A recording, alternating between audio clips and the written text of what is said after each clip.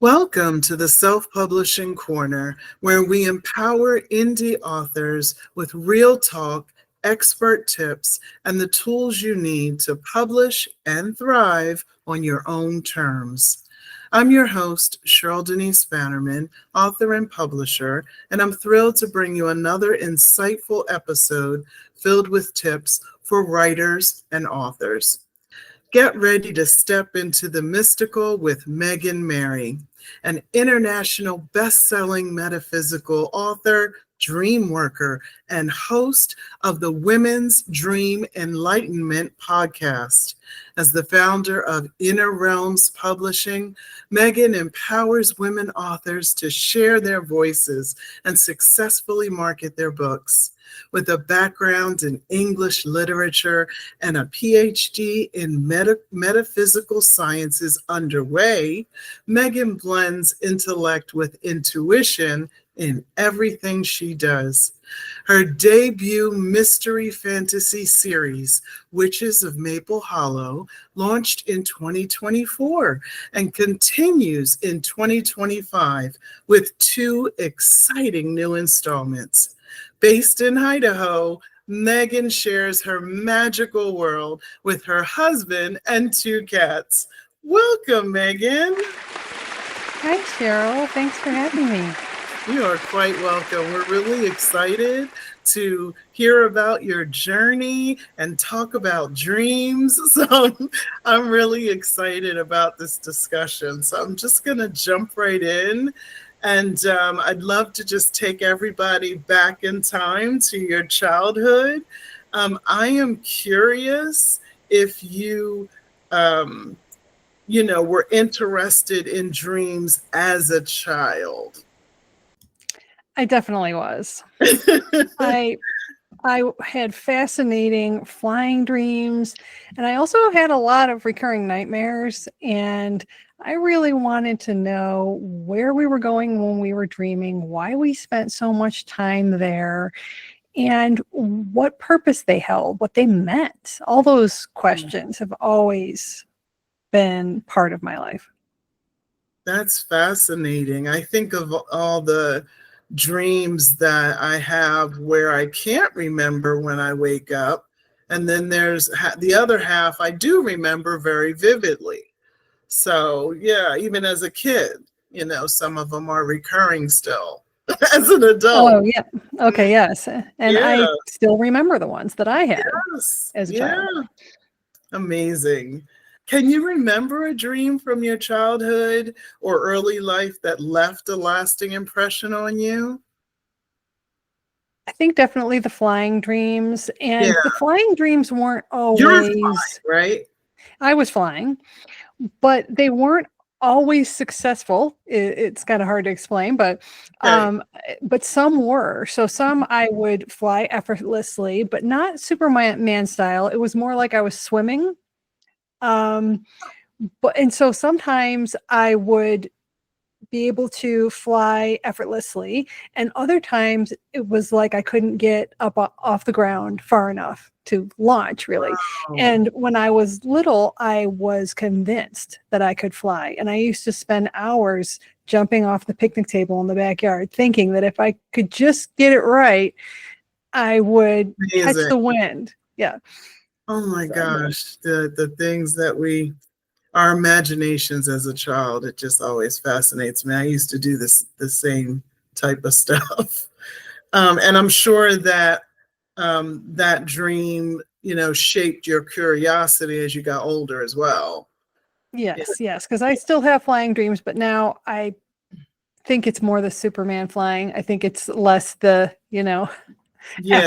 effort involved flying, but no, you're not jumping off your picnic table in the backyard anymore. No. Your husband would be like, "What are you doing?" I'm on to bigger and better things. Yes. Yep, for sure. Well, for sure. What sparked your interest in exploring the world of dreams more deeply, as you got into it when you're older? So when I was 21, my father passed away suddenly, and I had, in the days following, a very powerful visitation dream where he appeared and spoke to me. And that was the first time I had ever really experienced something like that. And it changed my opinion about dreams forever. And it also changed my opinion about the afterlife. It Yeah, really was a shift for me. And so I was always fascinated by them, but I never really knew how to understand them. yeah, And so I read a lot of different books. I would reference dictionaries, dream dictionaries, and things like that, looking for meaning. And it wasn't really until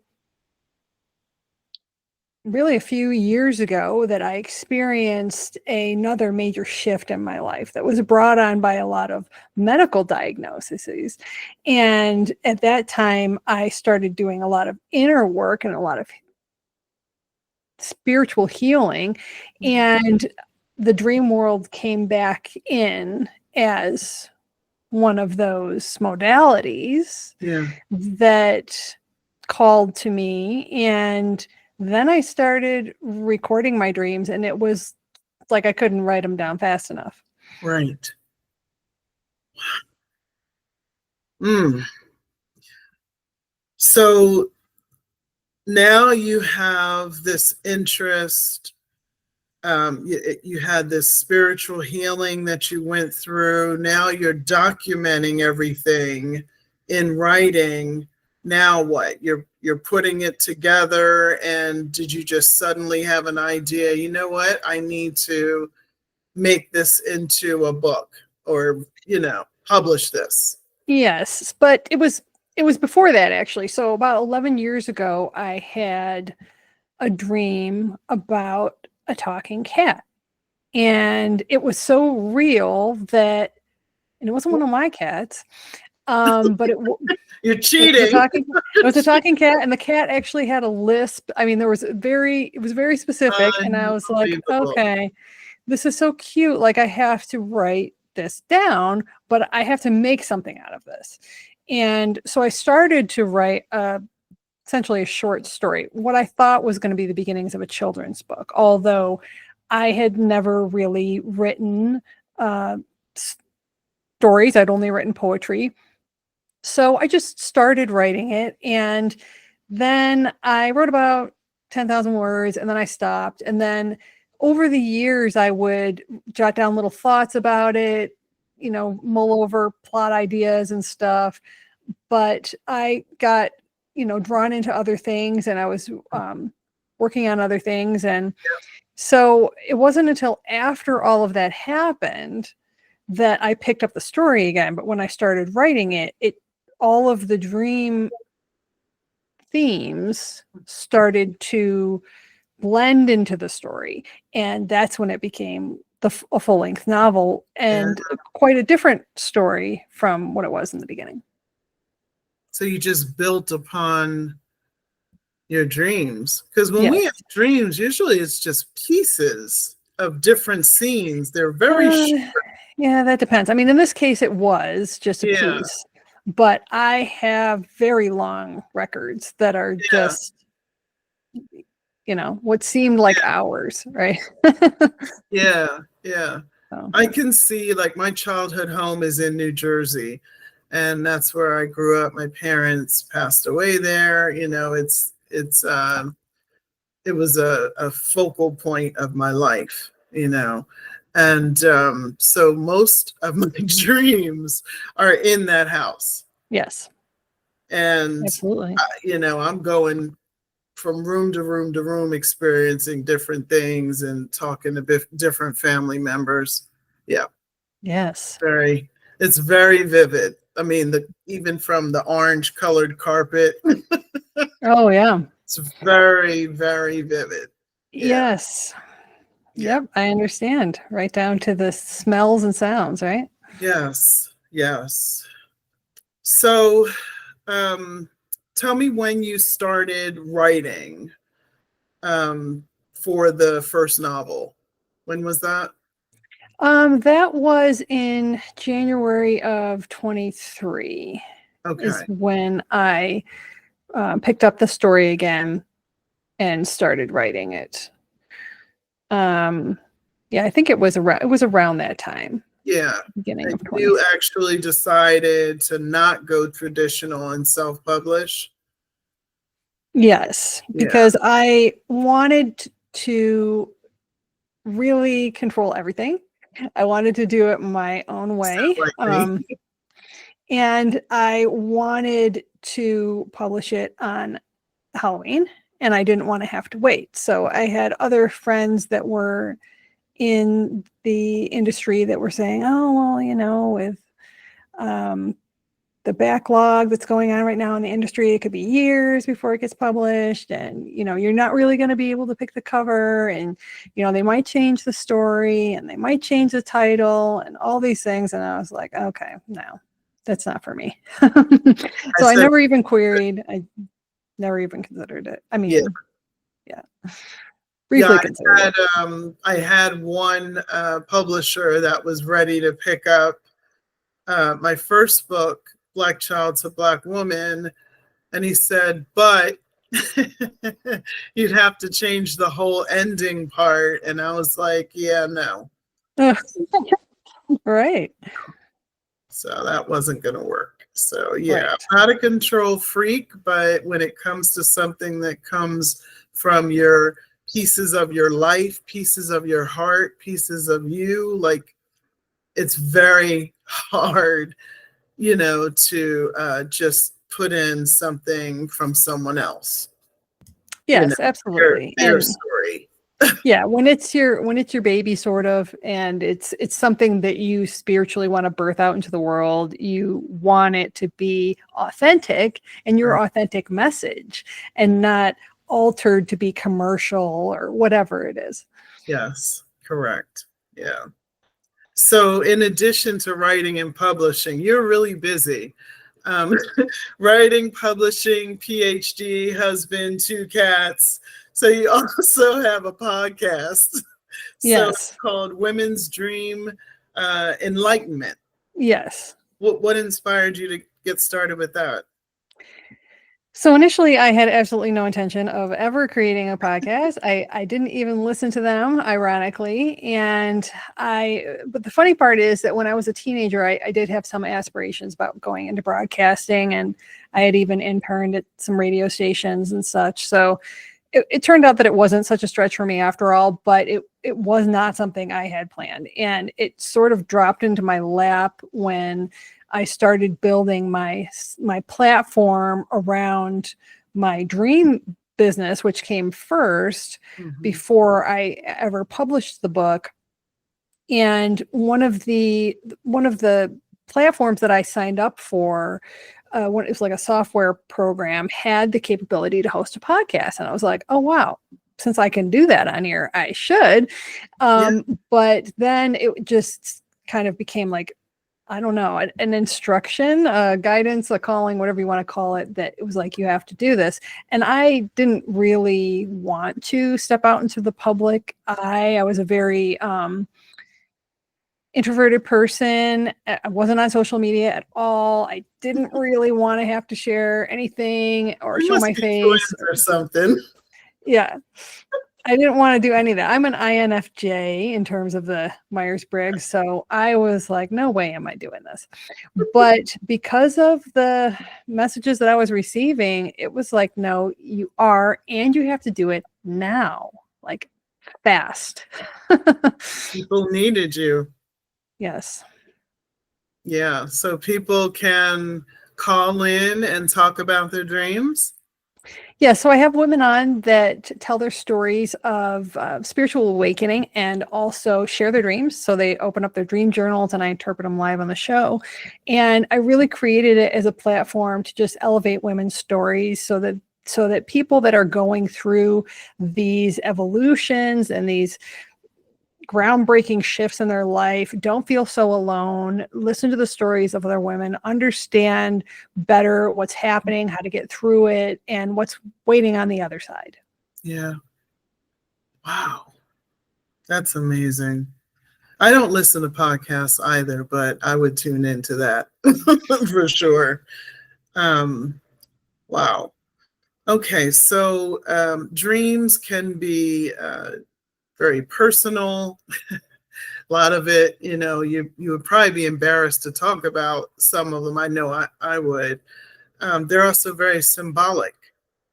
Do you have any favorite facts or unique insights about how or why we dream that maybe a lot of people don't know? Yeah, for sure. There's several that I usually share. And the first one is that we do all dream, because a lot of people think, well, I don't, because they don't remember them. But we all do, about 5 to 7 a night. And they vary in length depending on the time of night you have them. So the ones that happen in the beginning of the night tend to be shorter and about the events of the day. And then as the night goes on into the early morning, they tend to become longer and more epic and more complex. And when we wake up, we forget about 50% of the dream within the first 5 minutes if we don't record them. So that's why it's so important to write it down. And trust me, every single day I sit there in that, I call it the middle world, and I'm kind of thinking, I don't need to write this one down, or I know what this means. And then I'll wake up and I'll go, what was that? Why didn't I write it down? Now I can't remember it. Yes. Because you're transitioning brainwave states and you're passing through different zones of Yes. consciousness. Right. And so you have to practice it just like any meditation or yoga practice or anything else. Yeah. And women actually have the ability to recall dreams in greater detail for some reason. Patricia Garfield has a book called Women's Bodies, Women's Dreams, and she actually goes quite in depth into this about women having the estrogen hormone and the fluctuations of the estrogen hormone. And they'll do studies where they'll have a man and a woman record their dreams, and the men always give briefer accounts and not as much detail. And so I guess it's a question of whether they're actually just they're being brief and they're not bothering to write it down, or that they just don't remember it in that level of detail. Yeah. Oh, that's fascinating. Okay. So testosterone versus estrogen, huh? Mm-hmm. All right, so let's dig into your writing process. We know that you're waking up, you're recording everything, and then you do your writing. You already talked about the talking cat, so we know that some of your dreams do inspire your stories. Do they somehow influence your creativity in more subtle ways? In every way. I mean, my dreams are really my muse in that sense. Yeah. And my books have a lot of dreams in them, some of which are inspired by mine and some of which are fictional, but they really alternate throughout the story, waking and sleeping, because that's really the best way to accurately represent our existence. Even in the fictional world, Right. we are constantly oscillating between waking and sleeping. And so I weave that into my story, but also she's not just dreaming something and it doesn't matter. It's part of the plot and the storyline as well. So your genre I find very unique. Metaphysical fantasy. Was that a genre that just came out when you started to write your novel? I don't know, but when it came time for me to pick genres, which was challenging for me because I'm not a huge fiction reader, I had to figure out, okay, and it's still a slippery slope. Is this mystery? Is this fantasy? Yeah. It's both, but it's so many different genres. It's also coming of age, it's women's fiction, it's supernatural, it's all of those things. That's what I would have thought. Yeah. And so there is a category on Amazon called Metaphysical and Visionary. And the weird part is they only have the visionary and metaphysical is really the visionary part anyway, is only in teen and young adult. And then they have a metaphysical separately one, and then they have a metaphysical phenomena. So there's a lot of different ones on there, First one but is only in teens? Teen yeah, and the visionary one. Yeah. okay. But and we'll get into the discussion about Amazon categories in a little Let's bit here, but it's, for me, what I think makes my books so unique is that I call them fictional self-help. So they're a lot like the Celestine Prophecy in that they are a fictional story, but they are teaching something to you as well. And in the course of the story, you're learning and experiencing, having that experience through the main character, their journey, right. and you're discovering about yourself as well At the same and time. so to me it's like a self-help book, Yeah. but within a fictional story. Yeah, you do have a lot of different themes that mesh together multiple genres for sure. And I've also kind of invented my own genre called mysticy, which is a blend of mystery and fantasy. Yeah. Wow, love it. When you think about the readers that you write for, what kind of emotional journey or takeaway do you hope that they experience through your books? I know you said you want them to learn more about themselves, so I know that's a part of it. Yes. It's really meant to inspire the reader to embark on their own spiritual awakening, or if they are undergoing their own spiritual awakening, to find resonance in that journey. It's meant to enlighten while entertain.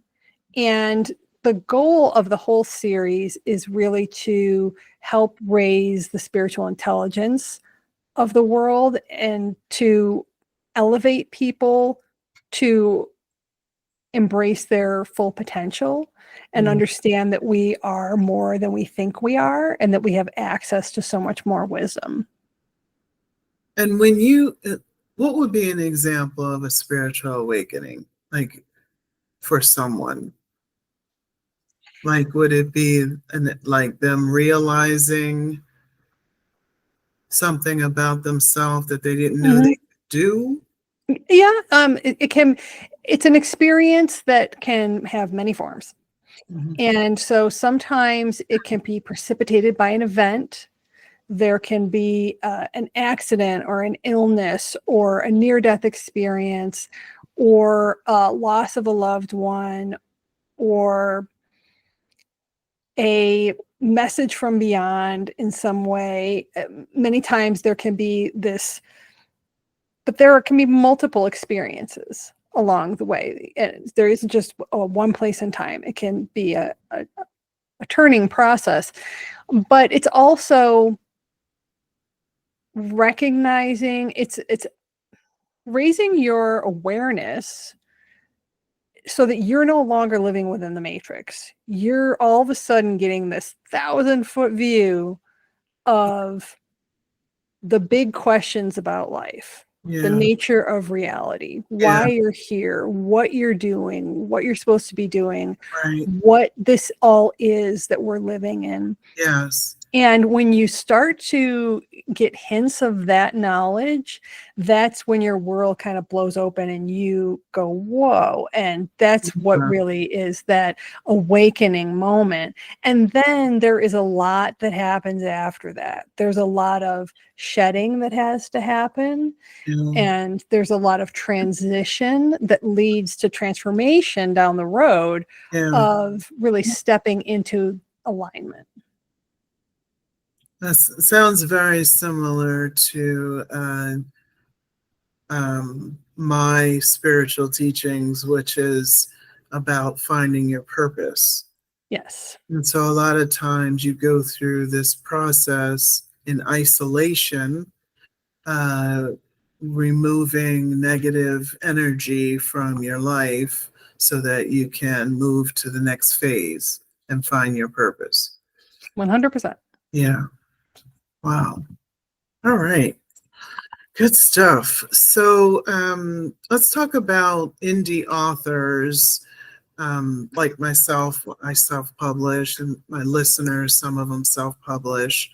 You know that publishing is not easy. I went through so much money when I first started because I didn't know, and went with companies that weren't legit. So anyway, tell us about your publishing journey and what you've learned. Yes. Well, I've learned so much because I didn't know the first thing about it either. But I am a very big researcher. Yeah. So every single step of the way, I had to research everything and make sure I knew everything that I possibly could while not having analysis paralysis, which is something I am very akin to. So it was a combination of how well informed can I be in the tight timeline that I've set for myself, and then how much can I let go and just let this put it out there, Yeah. knowing that there isn't going to ever be the ultimate perfection. And that was one of the biggest learning, one of the biggest lessons for me was realizing that because I work in quality assurance, I work in digital publishing, and I thought that I had it all put together. And then, due to some errors in the software that I was using and some mishaps, when I published the first one and put it out, there were all these errors in it that should not have been there, that my editor didn't even have a chance to catch because it happened after she passed it off to me. And it was very humbling for me because it was like, how could this have happened? Not, and I Is had to sell it and stand behind it and just say, well, that's part of this business. And when I realized that even the huge names in the author world also have typos in their books, I was like, okay, I've made it then. Yeah, it is something that I've always struggled with, being a perfectionist, and you have to say, okay, that's enough. And you have to eventually just let go. I had the same issue with my first one, and I did do a version two, edition two, the following year. And so I couldn't let it go for long. Yeah. I put Yeah. it I mean, I fixed it, but out. I still have a box of them, Yes, and So, so do I. yeah. Yeah, I don't sell those at events, but yeah, it is a humbling experience.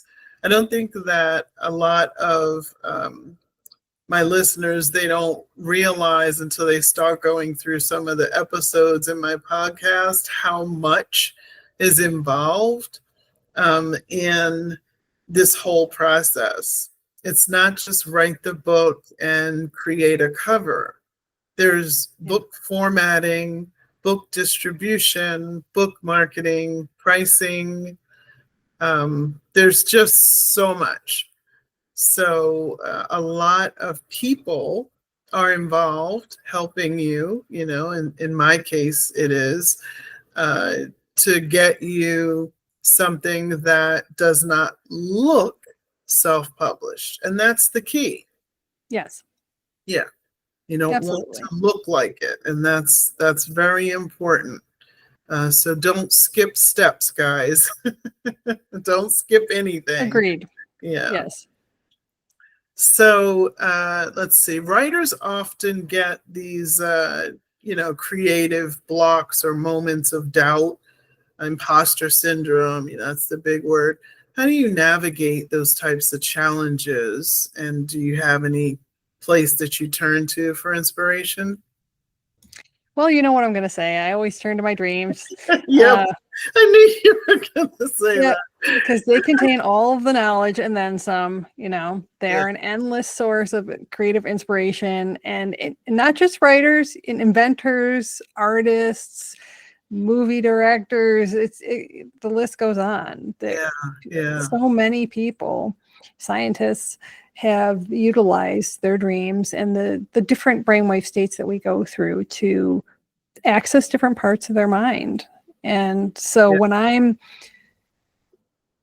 looking for inspiration, that's where I look. One of the other things that I found has been helpful for me, and this is in the case of a series, but when I get stuck, which I have a couple times now, writing the third book, Okay.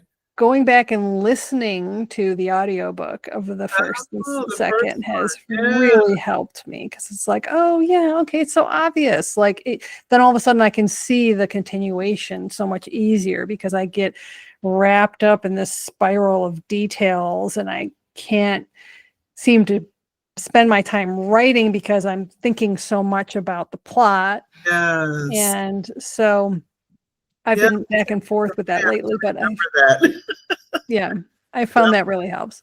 Oh, wow. And the other thing is, in terms of like the imposter syndrome and things like that, if that's the issue, Yes. then affirmations can really help. Listening to affirmations, or just reading them, journaling about them, that can really help clear out the negative self-talk that's happening, that's preventing you from moving forward. Yes. Yeah. So I'm just going to ask if you have any tips for our listeners as far as writing or publishing. I have a lot of tips. How many do you want? I don't know, top 3. Okay, I have 7. Whatever. Well, okay, we'll just go from the top. So, websites. I have spent my entire career making websites since they first came out, and I can't imagine being a public figure and not having a website. So, yes, you do need one, and yes, it is what people are going to look for. And ideally, you're selling your books on there. Now, if you're exclusive with Amazon and you can't, that's fine, but have other content on there that either gives them an insider view into you as an author, or have something about your brand, and have an email sign up, because social media is finicky and tenuous, and at any time you could lose the people that you're connected to, and then you wouldn't have any way to communicate with your readers again. Sure, I never thought of it that way. Yeah, that's the first thing. Free offers. So have a lead magnet on the website that entices readers to join that mailing list, whether it's a sample chapter or a discussion guide, which I have created for each book in my series, and that can be provided to teachers and book clubs and organizations to encourage them to purchase your book in bulk and discuss it further. Okay. Let's see, we covered email sign up. The email sign up also doesn't have to be expensive. You can get a free service, and you can sign up for those pop-up forms so that it shows that's what I use. I use Send Pulse. Okay. I haven't heard of that one. I use MailerLite. I used to use MailChimp, and then when I was putting out my book, and all of a sudden they started saying you can't send that many emails in this short period of time, and I thought, okay, time to switch. Yeah, exactly. So, the next thing is book trailers. Everybody loves watching the movie trailers, so why not have them for books? Because it can really draw your reader into the story. It helps them get the whole vibe of the theme. You can really communicate emotions with the music that you pick, and it gets them excited to purchase it and to follow you. Mm-hmm. Very true. The next and last 2 are about Amazon specifically. So if you sell your book on Amazon, you should consider what's called A+ content. And if you don't know what that is, it's the special area on any listing below your book's main details where you can add up to what they call modules. You can have 7 of them, and they're like basically horizontal blocks of custom content, which can help raise your visibility, elevate your brand, make your book stand out. You can put awards you've won in there, or other information about the genres that it includes, or a bigger picture of you, or other things. And Amazon says that this content can increase your book sales by up to 8%. So worth having. Yeah. I mean, if it's free, take it. Yeah. And the last thing that is really important, and I can't stress it enough, is Amazon's keywords and categories. Oh gosh, yeah. It's crucial that you pay attention to the keywords and categories that you choose. And this is not a set it and forget it thing. It's not something that you just figure out when you put out your book and then you never change them again. Because the algorithm and the data and the consumer interests, even seasonally, are constantly shifting.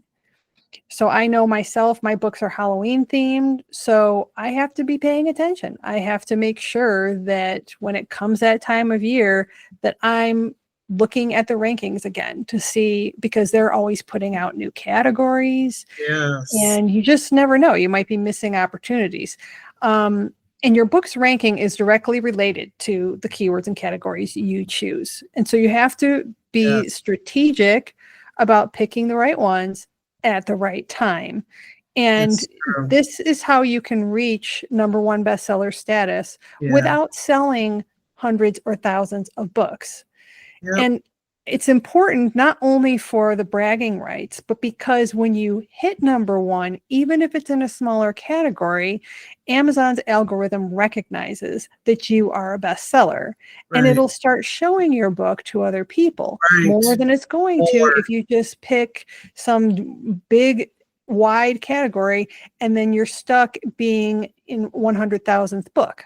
Yep. No, that is just the most important tip. I mean, you're right. I know that I don't do it often enough. I have Rocket Publisher. Yes. So I use that to help me to see what keywords are ranking and what's at the top, and and I don't do it often enough. So yes, and I use that as well. Yep. And when I do a lot of promotions throughout the year, whether as part of organizations that are doing promotions like the Stuff Your Kindle type promotions. And when I do those before the event, I make sure that I check, okay, where do I want to be ranking? And I encourage anyone else who's taking part in those types of events to also be looking at those things. Yes. So when, for example, I have like a lot of, I'm with, for my ebooks, I'm with Publish Drive. So they have all these promotions you could sign up for with Kobo and Overdrive and Apple. So when they say, okay, you've been accepted into the April spring, reading sale or whatever, right before that, I should go in and make sure I update all my keywords. Yes, and at least check the categories first, like kind of make it, check what categories are, because the keywords are going to be informed by the categories. The keywords have to match the categories. Okay. So pick the categories first, check to see, okay, these are the ones it currently has. How many books do I have to sell to hit #1? Or if you're giving it away for free, how many downloads do I need to hit #1 on the free list? And has this fluctuated since I last picked this? Yes. And if I search with different keywords, is there another category now that's even better for me to rank in? And you don't want it to be irrelevant. A lot of times people put it under criticism or something. You don't want it to be totally irrelevant. But if it's an element of your book, at one point I had the metaphysical and visionary. I have the dreams category. I recently added the time travel category because there Right. are some time travel elements. The whole book might not be about that, but if you like time travel, which I do, Yeah. you're going to look in that category. Yeah. So, it just has to be relevant enough. To be relevant And enough. then when you go to that category, it shows you the keywords Yeah. that relate to that Right. category. And Exactly. those are the ones that then you can look at in that system, Yeah. or have someone else do it for you if you're not savvy, which is what I do at Inner Realms Publishing, and help other people look in there and Right. say, okay, let me do all the crunching of the numbers for you, because every keyword has a easy, difficult, moderate rating. That's correct. And so you don't want to pick the keyword, even though it's very relevant, if it's extremely hard to rank for. Exactly. So That's there's a what I lot of love strategy. about that little app, the Rocket Publisher, because it'll tell you how many people are searching this phrase or keyword per month. It's so funny because my children's book, it's about a gecko and his friend, the squirrel, and they go through the forest and blah, blah, blah. So basically, I put it, it's rhyming. So at first, I had it under rhyming, beginner reader, and a book with a reptile. But then when I went back a year later, no one was searching the reptile or the gecko theme anymore. So I had to go find another one under children's books to put it under. So yes, it keeps changing. So yes, it is important. It changes every 2 hours. Yeah. And so you really just want to keep abreast of that. And also you may have seen in there where it'll give you insights for the category. So it'll show you a bar chart of whether this is a growing category or a declining category. Exactly. And it will also tell you how many people in that category are listed in Kindle Unlimited and how many are not. Right. And also how much those books are going for on average, so that you'll know that maybe you want to price competitively for that category as well. So there's a lot of information that's available. It just takes the time. You just I do. I usually set aside a Saturday to to do that stuff. Yeah. Before we wrap up, I just want to point out that beautiful painting behind you of the woman on the beach. It's actually a picture of me. It's a picture of you? Yes. The first thing I thought about, I don't know if my listeners have the same insight, or how they interpret it, but I saw freedom. Every time I look, I saw free. She looks like she's free. That's what I felt. It was so powerful, and anyway, I just wanted to point it out. It's beautiful. It's absolutely thank you. beautiful. So Megan Mary, www.meganmary.com is where you can find her, and then her bio and all of the social media links will be below this video in the description area. So and you can yeah. And also innerrealmspublishing.com is my publishing house, where I offer all those book marketing services for women's authors that we discussed today. Yes, we will have all of that posted as well for Inner Realms Publishing. Yes. So that it has been, this time just flew by. What was it, 40-some minutes? Thank you so much for sharing your afternoon with us. It has really been a pleasure. Thank you for having me on, Cheryl. I appreciate it. Yeah, now I'm going to really think about my dreams and write them down before I forget. It's only a 5-minute window, right? Yeah. Yes. Yes. All right. Well, thank you guys. That's it. That's our time. And that wraps up this episode of the Self-Publishing Corner podcast. Until next time, bye.